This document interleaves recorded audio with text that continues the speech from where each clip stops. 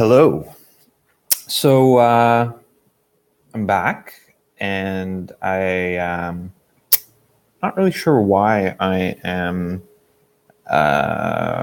doing this. So I initially had, like I'd mentioned in another video, um, taken some time a few years ago to, um, I guess I wanted to go in depth a little bit more with the Tao Te Ching. So I had read it first when I was in high school and had maybe reread it a couple of times. Um, but I was always a little bit maybe disappointed in some way that, a book that I felt had been so influential on my life and I had reread at least 3 times. I didn't have any lines that were like readily available for me to quote, in conversations or something like that. And I figured, anyway, since it was a book that was so influential, I wanted to somehow go through it with a little bit more care this time. So in the past, I had reread other books and taken notes while I was doing that. And that seemed, I think that was initially what I wanted to do. But at some point, I came up with the idea that I wanted to write it all out by hand because it's not a very long book at all. It's written in short prose, and the translation by Stephen Mitchell, is written like poetry, so that there isn't a lot of like translation notes or anything like that cluttering it up. So anyway, I thought that was one thing that I would do, and maybe that would help it to sink in a little bit more. And then I said, okay, well, maybe I'll take it a little bit further. And what I'll do is, once I had listened to the entire audiobook and transcribed it all out by hand, that I would then type up the handwritten version so that I had a digital copy. So I'd gone through it again, but now in slightly a different way, typing it up from my own notes, and then through the whole process, making notes as I went along and seeing what kind of insights came to me. And it's somewhat interesting that I had done this all in preparation for a workshop that I wanted to present, not as an expert on the Tao Te Ching, but more as like a study group. And that was the last step that I wanted to complete. I had thought about, starting a group like this for a long time, and I set that goal for myself. Now, writing out the whole Tao Te Ching, and then listening to the audiobook, writing it up by hand, and then going through it again, typing it up. That sounds like a pretty disciplined thing to do. It took me probably a couple of months, I would say. But this is something that is so unlike me. I don't do things like this, and I usually find it very difficult to stick to any kind of a goal. Anyway, so I just thought I would mention that. Anyway, so let's get to it. So in the last video, I read actually the chapter 1. So, it's only a few paragraphs, a few short stanzas, actually. But then I just made a few notes. So I wrote, the first section reminds us that language has been both a curse and a blessing, a double-edged sword. In our culture, language is so important it has become invisible, taken for granted because it is so indispensable in our daily lives. But language is just not a way to express our thoughts, but is a way of thinking. It influences how we think. The concept of giving names to things can serve a very practical purpose, but it also gives the illusion that the thing we have named is somehow separate from the rest of existence. The first section reminds us that all things are actually just names we give to one vast process.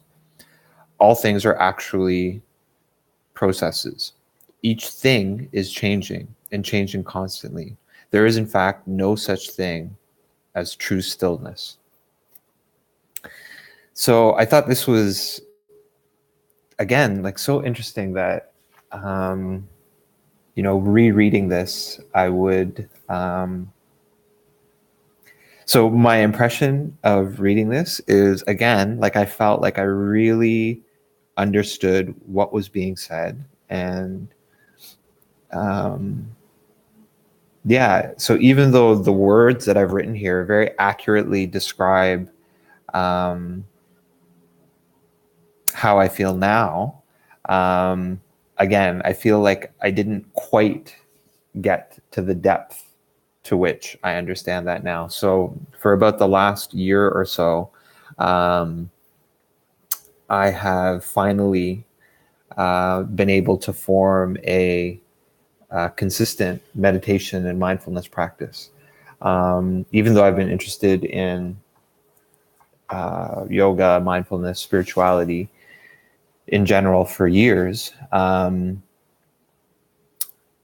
I was in high school, I was never able to have a very consistent practice. There might be a time where I'd go for a few months, and then, the odd time I may just have a meditation session or whatever. But like I said, this is really the first time that I have been able to maintain a daily practice. Sometimes I get up to about 2 hours or so. I use an app called Insight Timer.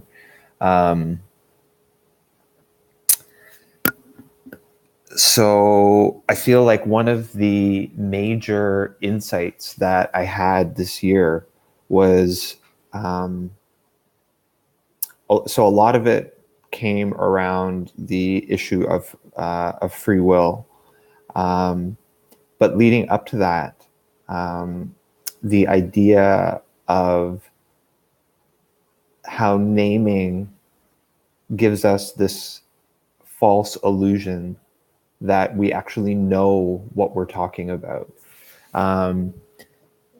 So language is very useful when it is talking about very practical things like, pass me that glass, or meet me tomorrow at 2 p.m., right? Things like that, which language has evolved to do, to be a very practical tool for daily practical tasks, especially obviously while working in a group.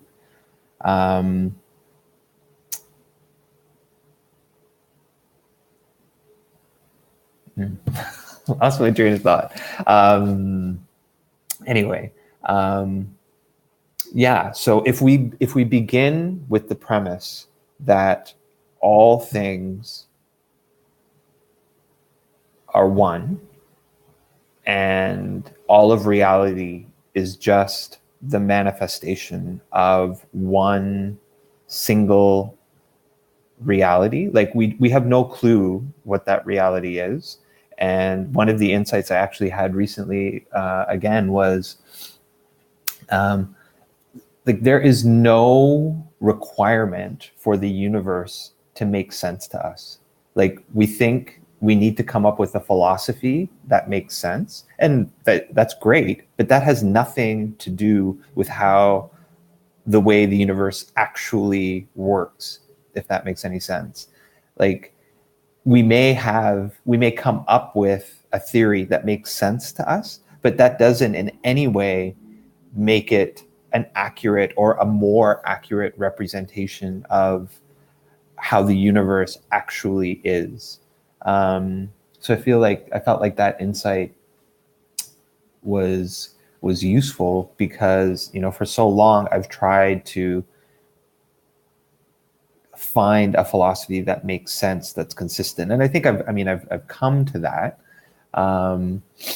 But ultimately I realized it's better to keep confidence in the fact that I don't know anything for certain except for the experience that I'm having right now. Because even anything that's happened in the past, it's now only a memory, and memories are so insubstantial.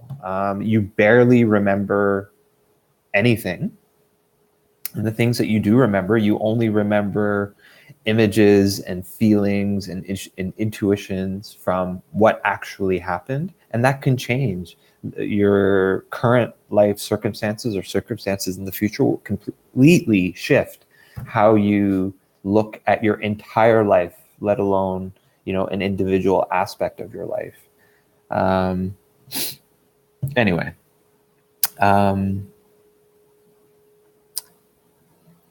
but I think, the key is this recognition that because language is so important to us, the whole basis on which it is founded is to use as a tool to separate things, to separate this whole vast reality that we have into manageable chunks. And that's great, but it begins with the assumption that there are actual separate things and that those things can be named. But that isn't how perception works. So I guess one thing I should mention is that even though I feel like I intuitively have a sense of all this, one of the reasons I guess maybe I'm recording this is to be able to work it out in my mind and be able to explain it. So at least as I'm saying it, I feel like I understand it. I don't know if I'm actually making sense to anybody listening, but that's somewhat of a secondary function, I guess, of this exercise. Okay, so that was about 12 minutes. The next one, I will do chapter 2.